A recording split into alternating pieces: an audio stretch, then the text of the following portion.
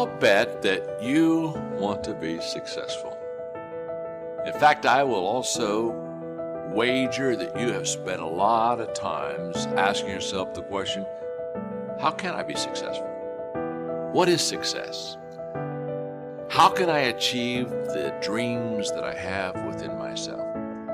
And I just want to begin this talk by congratulating you, because if those are questions you've asked, if those are thoughts that you have gone through your mind, I want you to know that you have probably within you a restlessness and a potential that says to me that you have not yet achieved your maximum success. You have not yet probably arrived to your greatest potential. If when the alarm clock goes off in the morning and you ain't happy about it, you ain't doing what you want to do. If your job makes you sick to go to, if you're unhappy with waking up to go to where you got to go, it's because you ain't living in your gift. What burns in your heart is important for you to pay attention to, because it never goes away. That's why people wake up in a rut. See, you hate waking up because you waking up and you don't know the reason. You waking up and you don't have no design in mind. Once you live in your purpose, when you discover your gift, you can't wait to wake up. Please understand, pay very close attention to the thing that makes you happy. All of you are gifted at something. The problem is, you keep wanting your gift to be what somebody else's gift is. Identify your own gift, because you already have it.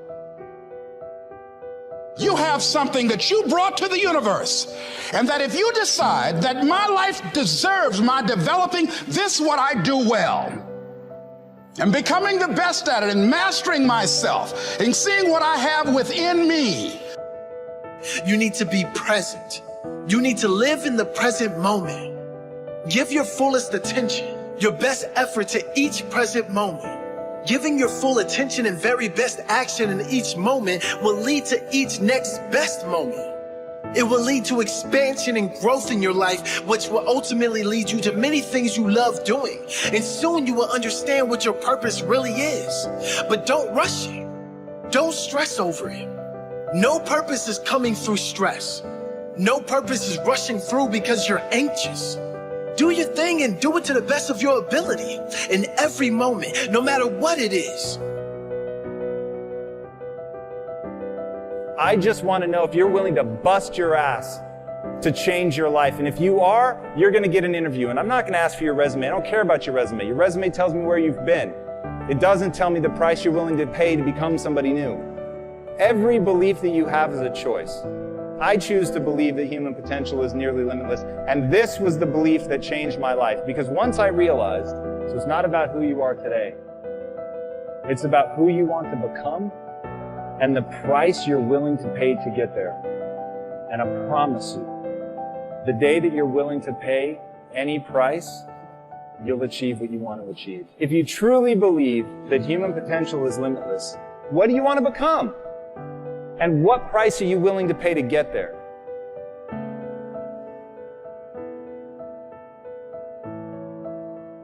Somebody talks about good health and you're stirred. Right. You need to get a book on nutrition.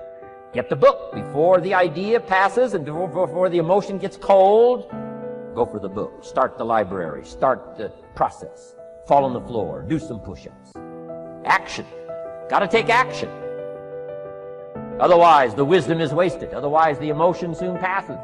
Unless you put it into a disciplined activity. Capture it. Disciplines is called how to capture the emotion and how to capture the wisdom and translate it into equity. Disciplines. Now, here's what's important about disciplines. All disciplines affect each other. In fact, here's a good philosophical phrase. Everything affects everything. Nothing stands alone. Don't be naive in saying, well, this doesn't matter. I'm telling you, everything matters. There are some things that matter more than others, but there isn't anything that doesn't matter.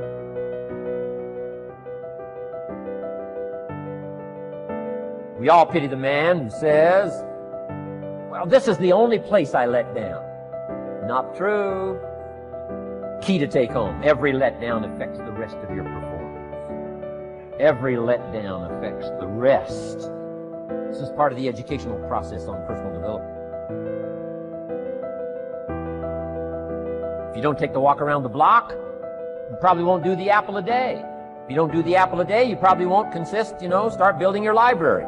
If you don't build your library, you probably won't keep a journal, and you won't take pictures, and then you won't do this, you won't do wise things with your money, won't do wise things with your time, won't do wise things with your possibilities and relationships, and the first thing you know, 6 years of that accumulated, and we say you have messed up. So the whole key to reversing that process now is to start picking up these disciplines. Now here's the positive side. Every new discipline affects the rest of your disciplines. Every new one affects the rest. That's why action is so important. The least action, the smallest action. Take it. Because when you start accomplishing and the value starts to return from that one action, it'll inspire you to do the next one and the next one and the next one. You start walking around the block, it'll inspire you to get an apple. Get an apple, it'll inspire you to get a book. Get a book, it'll inspire you to get a journal. Get a journal, it'll inspire you to grow, develop some skills. All disciplines affect each other. Every lack affects the rest. Every new affects the rest. The key is to diminish the lack and set up the new. And you've started a whole new life process. Fear is so real. In fact, there are probably things that you're afraid of doing right now in your life, in your relationships, at work. And the fact that you're afraid, that's robbing you of all of the experiences that you want to have in your life. I mean, if you're afraid to fly, that's going to limit your ability to travel and see the world or go visit friends. If you're afraid of public speaking, that's going to really limit your ability to express yourself and share your ideas. If you're afraid of talking to your boss or asking for a raise, that directly impacts how much money you make. Or what if you are dreaming of starting a business, or you've already started a new business, but you're afraid to talk to people, and you're afraid to share your business with people? I mean, fear is something that stops us all. Fear is real. You can't control the feelings that are going to rise up in your body when you're on a plane, or when you're talking to your boss, or when you see somebody that's attractive and you really want to go over and talk to that person. But you can always control what you think, and you can always make a decision about the actions you're going to take. Decide what you want and then act as if you already had it.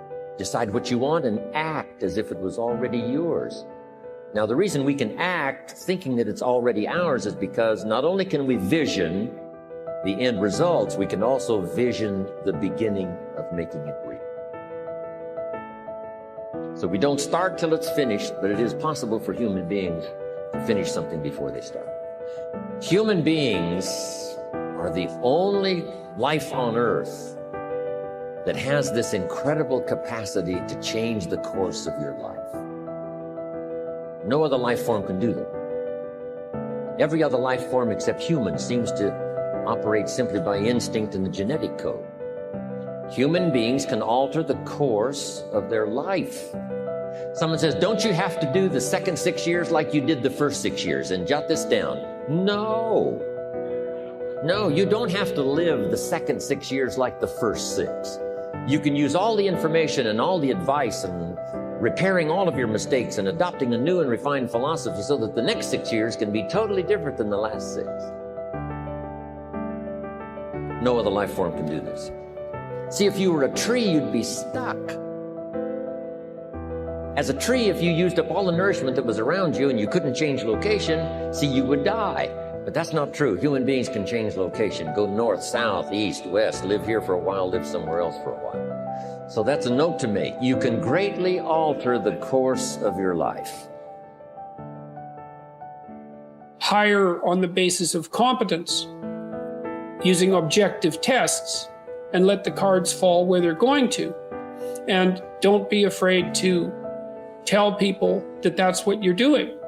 Watch your HR department carefully and make sure that they're not pushing diversity, inclusivity, and equity initiatives, that they're not requiring people to take implicit association tests that hypothetically reveal their unconscious bias, that they're not doing seminars on systemic racism and prejudice, and then they're not making the assumption that unequal outcomes, let's say in terms of hiring in the STEM fields or in terms of employment in the STEM fields, which by the way are radically overestimated unless you gerrymander what constitutes the definition of a STEM discipline. You have to not participate in any of that. And you have to make it known to your peers, who would be other Silicon Valley founders, I would presume, that you're not doing any of that.